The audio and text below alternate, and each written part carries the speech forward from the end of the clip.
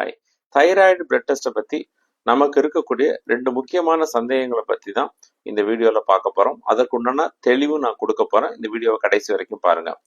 முதல் சந்தேகம், தைராய்டு மருத்துவ பரிசோதனை அல்லது ரத்த பரிசோதனை வெறும் வயிற்றுல எடுக்கலாமா, சாப்பிட்டதுக்கு அப்புறம் எடுக்கலாமா?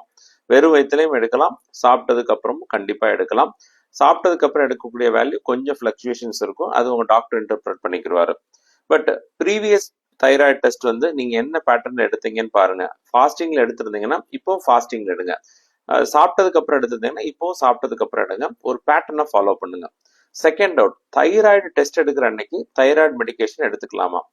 கண்டிப்பா அந்த தைராய்டு டெஸ்ட் எடுக்கிற அன்னைக்கு தைராய்டு மெடிசன் எடுத்துக்கிட்டீங்கன்னா இந்த T4 வேல்யூ கொஞ்ச நேரத்துக்கு டெம்பரரியா எலிவேட்டடா இருக்கும்.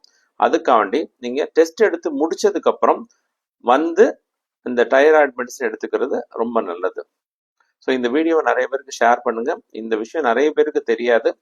இந்த வீடியோவை ஷேர் பண்றது மட்டும் இல்லாம நிறைய பேருக்கு சப்ஸ்கிரைப் பண்ணவும் சொல்லுங்க. இந்த சேனலுக்கு உங்க சப்போர்ட்டை கொடுங்க. ரொம்ப நன்றி.